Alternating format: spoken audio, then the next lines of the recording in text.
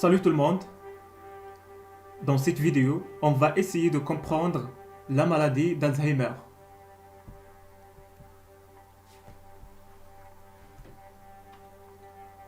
La maladie d'Alzheimer, initialement décrite par le médecin allemand Alois Alzheimer en réalisant l'étude histologique du cerveau de sa patiente nommée Auguste D. Le docteur Alzheimer n'avait jamais eu le cas semblable.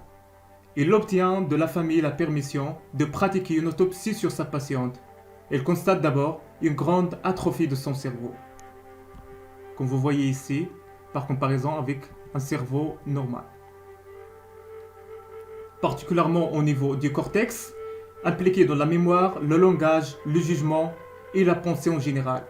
Poursuivant son examen en microscope, il utilise la technique d'imprégnation argentique. Deux types de dépôts anormaux apparaissent alors, à l'intérieur et entre les cellules nerveuses. Ces dépôts étaient déjà connus à l'époque, mais c'est la première fois qu'Alois Alzheimer les observait chez une personne aussi jeune. Le 4 novembre 1906, lors de la 37e conférence des psychiatres allemands, Alois Alzheimer décrit pour la première fois la maladie particulière du cortex cérébral de sa patiente Auguste D. La publication écrite de cette présentation suit en 1907, mais c'est seulement en 1911 que Alzheimer va publier un article plus détaillé sur l'interprétation de ses observations. La maladie d'Alzheimer provoque des modifications de l'intellect, des comportements, mais il ne s'agit pas d'une maladie psychiatrique. La maladie d'Alzheimer donc est une maladie neurodégénérative du tissu cérébral qui entraîne la perte progressive et irréversible des fonctions mentales et notamment la mémoire. L'étiologie de la maladie d'Alzheimer n'est pas encore entièrement comprise. Cependant, les facteurs génétiques et environnementaux contribuent à la pathogénie et à la progression de la maladie. Donc, il est la conséquence de changements structurels du cerveau. Il s'agit donc d'une maladie neurologique qui se caractérise par une perte de mémoire ou bien la difficulté à se souvenir des informations récemment apprises. La maladie d'Alzheimer est la forme la plus répandue de démence dans le monde.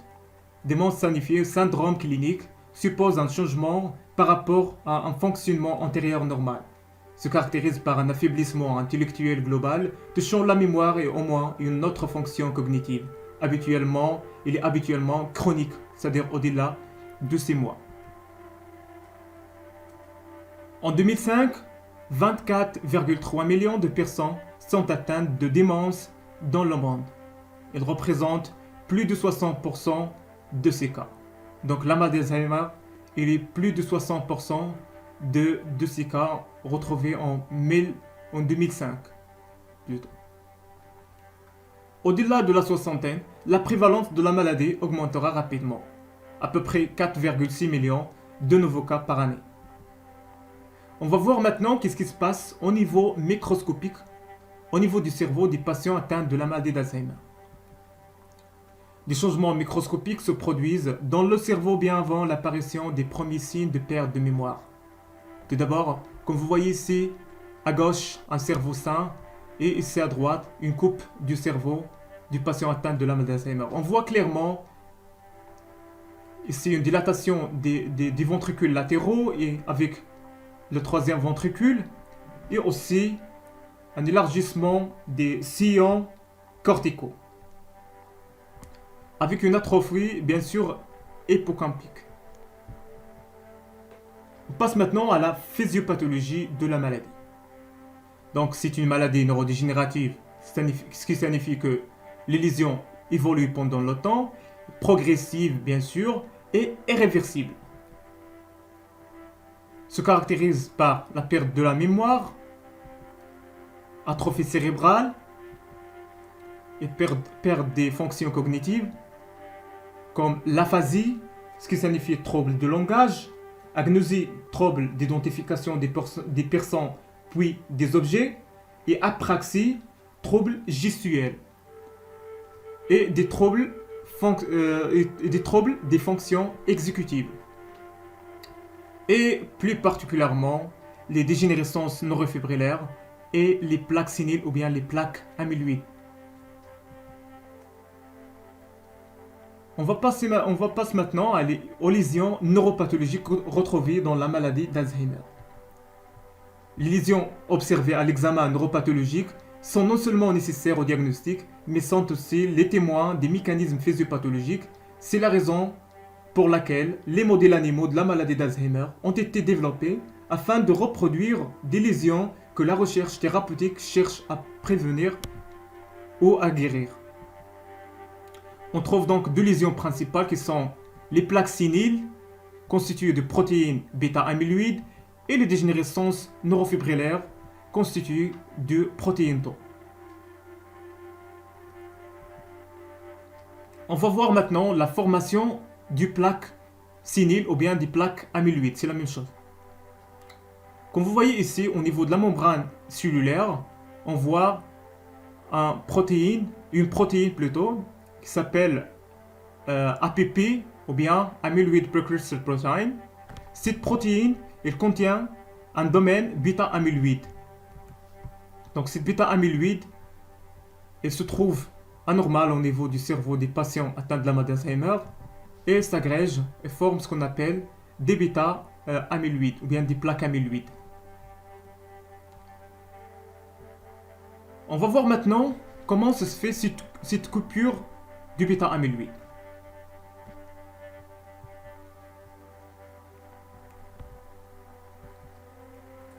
Donc cette bêta-amyloïde est issue de la coupure enzymatique de l'APP, bien le précurseur du bêta-amyloïde, à deux niveaux et par deux enzymes différentes, la bêta-sécrétase et la gamma-sécrétase, ce qui donne ce qu'on appelle des plaques amyloïdes ou bien des plaques séniles. La plaque sénile est le principal marqueur étiologique retrouvé dans la maladie d'Alzheimer. Il est constitué donc en son cœur d'un dépôt de substances amyloïdes.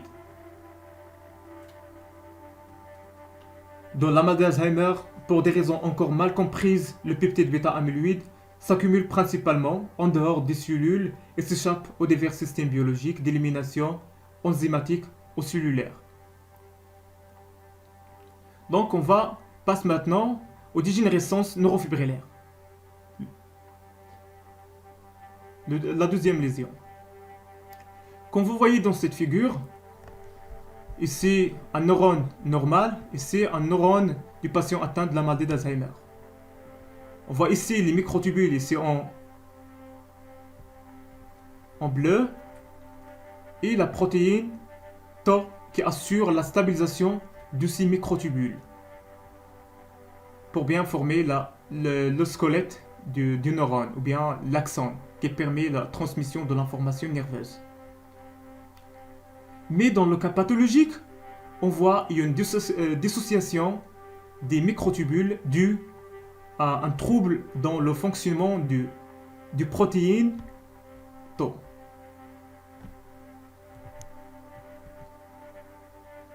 C'est le cas normal, ici le cas pathologique. Ici un schéma plus clair. Ici la protéine tau qui assure la stabilisation des microtubules.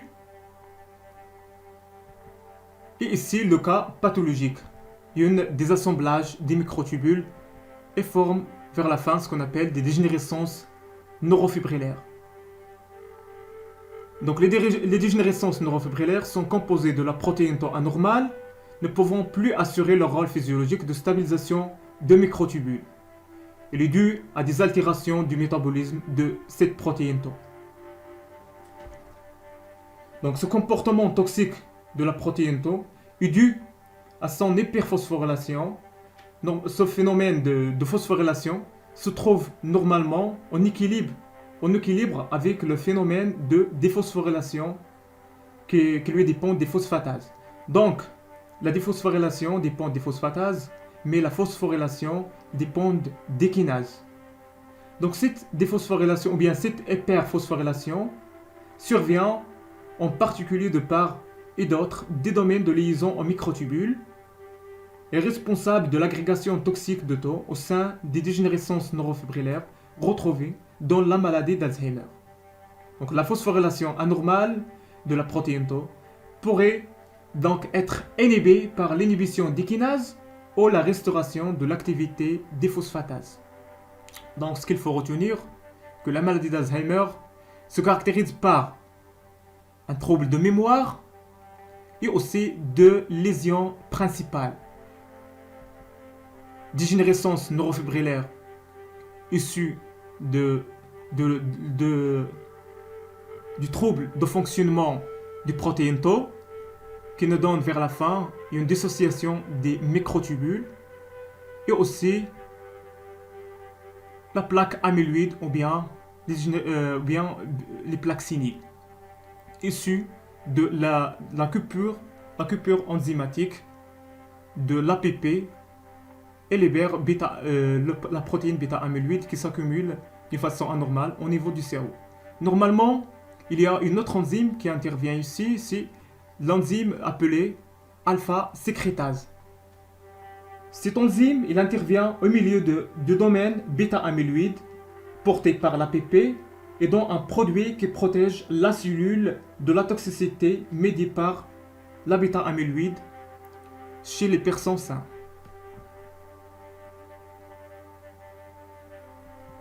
Donc ces deux lésions, l'un il est à l'intérieur des neurones et l'autre il est à l'extérieur des neurones.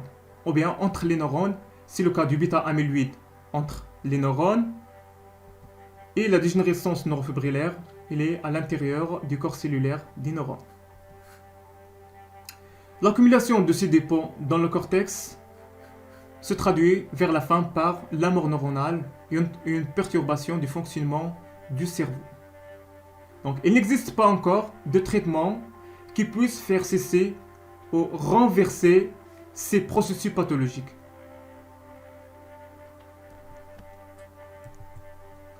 La maladie d'Alzheimer est incurable à ce jour, mais des traitements pour les symptômes sont disponibles à la recherche et la recherche continue bien sûr.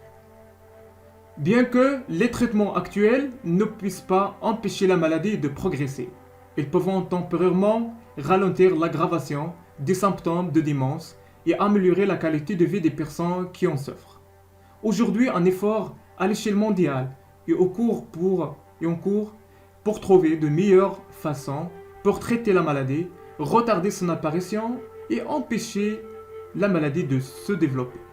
Les perspectives thérapeutiques, il y a des inhibiteurs d'acétylcholinestérase. En fait, dans la maladie d'Alzheimer, il y a la perturbation de plusieurs systèmes de neurotransmission, en particulier le système cholinergique.